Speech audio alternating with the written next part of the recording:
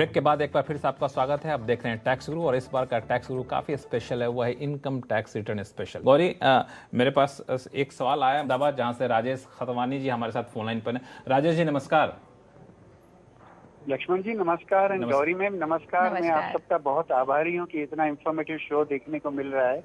बहुत कुछ सीखा है, आज मेरी क्वेरी को चांस मिला है, उसके लिए सीएनबीसी का धन्यवाद। मेरा सवाल ये है कि जो रेसिडेंट डॉक्टर्स ड्यूटी करते हैं अपनी और एमडी और एमएस का कोर्स करते हैं, उनको स्टाइपेंड दिया जाता है, वो टैक्सेबल होता है या नॉन टैक्सेबल? 3 साल से मेरा सन है, वो एमएस का कोर्स कर रहा है और अभी 4th ईयर में है। तो मेरा जो सीए साहब हैं वो कह रहे हैं कि इसको टैक्सेबल गिन के अपन टैक्स भरेंगे। मैं 3 साल से तो भर रहा था।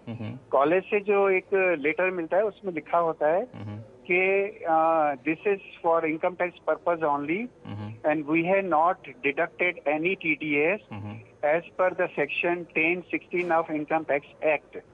तो उसके हिसाब से तो वो टीडीएस ही नहीं काटते हैं, तो ये स्टाइपेंड तो स्कॉलरशिप टाइप गिना जाना चाहिए, हमें भरना ही नहीं चाहिए। मेरे सन के इतने सारे दोस्त हैं डॉक्टर्स, उन्होंने किसी ने टैक्स नहीं भरा है, इनकम टैक्स नहीं भरा है। आप जानना चाहते हैं कि स्टाइपेंड पे टैक्स भरना चाहिए कि नहीं चाहिए?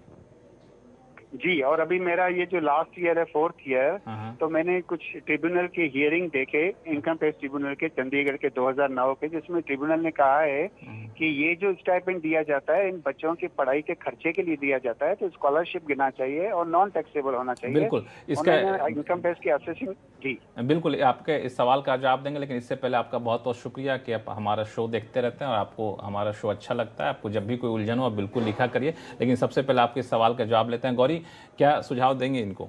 देखिए, सब जो जानकारी इनके पास है, मैं कहूँगी बिल्कुल सही आपने रिसर्च की है और बिल्कुल सही जानकारी आपके पास है। तो जो स्टाइपेंड होता है इसमें ना हर किसी का अलग व्यू है। कुछ लोग कहते हैं कि स्टाइपेंड टैक्सेबल है, कुछ लोग कहते हैं स्टाइपेंड नॉन टैक्सेबल है। तो इसमें आपको पर्पस देखना होता है। जो स्टाइपेंड आपको मिल रहा है, अगर तो वो आपकी सर्विसेज के लिए आपको मिल रहा है, जो काम आप कर रहे हैं उसके लिए मिल रहा है, तो ये टैक्सेबल होगा। अगर ये आपकी पढ़ाई के खर्चे के लिए आपको मिल रहा है, आपके रहने के लिए मिल रहा है और जो पढ़ाई के खर्चे उठाने के लिए अगर आपको मिल रहा है, तो आपका ये नॉन टैक्सेबल होगा सेक्शन 1016 में। अब आपके जो लेटर मिला है उसमें क्लैरिफाई किया गया है कि ये 1016 के तहत मिल रहा है। तो 10 जो सेक्शन 10 वाली फैमिली होती है वो एग्जेम्पशन होती है, तो उसमें आपको कोई टैक्स देने की ज़रूरत नहीं है। और जो ट्रिब्यूनल जजमेंट की आपने बात की उसमें भी यही कहा गया है कि ये आपको अगर आपको फर्दर स्टडीज़ के लिए मिल रहा है तो वो जजमेंट बिल्कुल ठीक आपने पढ़ी है इस केस में, क्योंकि ये आपको फर्दर स्टडीज़ के लिए मिल रहा है और ये लेटर में भी लिखा है, तो आपको इसमें टैक्स नहीं देना पड़ेगा। लेकिन ये जो 3 साल तक इन्होंने टैक्स दिया उसका क्या रिटर्न फाइल कर सकते हैं? उसका तो आप कुछ नहीं कर सकते, वो रिटर्न तो अब रिवाइज हो नहीं सकती, वो उसका टाइम निकल चुका है, तो वो टैक्स तो आपका चला गया। लेकिन आगे से आप ना टैक्स भरें और लेकिन रिटर्न आप फिर भी भरते रहें, उसको एग्जेम्प्ट इनकम में दिखा के रिटर्न भरते रहें। चलिए, अगले कॉलर हमारे साथ मुंबई से ही हैं, एम.के. गुप्ता जी। गुप्ता जी नमस्कार, क्या सवाल आपके पास? नमस्कार लक्ष्मण जी, नमस्कार गौरी जी, मैडम जी नमस्कार। आपका सीएनबीसी में काफी टाइम से देखता हूँ, I am very impressed, share trading भी करता हूँ मैं। तो एक सवाल ये था, हमारे नॉन ऑपरेटिंग फैक्ट्री है फादर की, जीरो बैलेंस शीट है, उसमें 2-3 कमरे बने हुए हैं। फादर एक्सपायर हो गए तो पार्टनरशिप में 5 भाई ऐड हो गए। अभी इसको हम सेल कर रहे हैं, तो इनहेरिटेंस या कोई टैक्स सेविंग के क्या तरीके, या पार्टनरशिप के हम शेयर सेल कर सकते हैं क्या दूसरी पार्टी को? तो टैक्स सेविंग में कैसे इसको हम, और रेजिडेंशियल प्रॉपर्टी खरीद के उसको सेव कर सकते हैं क्या? नहीं, अभी ये प्रॉपर्टी आपकी पार्टनरशिप फर्म के नाम पे है जी।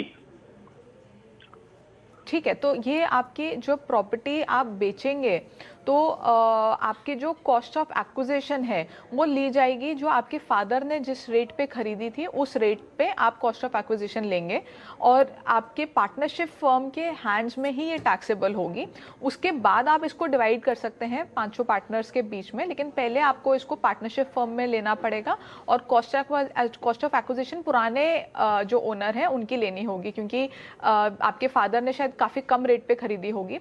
और जहाँ तक मैं समझ पा रही हूँ ये आपकी लॉन्ग टर्म एसेट होगी, कई साल पहले आपने खरीदी होगी, तो आपको इसमें इंडेक्सेशन का बेनिफिट मिलेगा।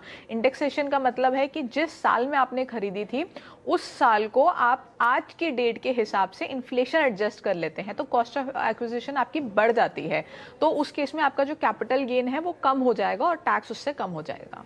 गौरी, आपका बहुत बहुत शुक्रिया सभी सवालों का जवाब देने के लिए और इनकम टैक्स रिटर्न फाइल करने के सारे उपाय बताने के लोगों को। टैक्स गुरु में फिलहाल इतना ही। आपके पास कोई भी सवाल हो, चाहे इनकम टैक्स से जुड़ा हुआ हो या फिर जीएसटी जुड़ा हुआ, आप हमें लिख भेजिए tax@moneycontrol.com पर। हाँ, आप अपने सवाल जब भेजते हैं तो अपना नाम और मोबाइल नंबर जरूर लिखें, ताकि उससे मोबाइल नंबर के जरिए हम आपसे कॉन्टैक्ट कर सकें, आपके सवालों को बेहतर तरीके से उसका जवाब दे सकें। तो टैक्स गुरु में फिलहाल इतना ही। देखते रहिए CNBC आवाज। नमस्कार।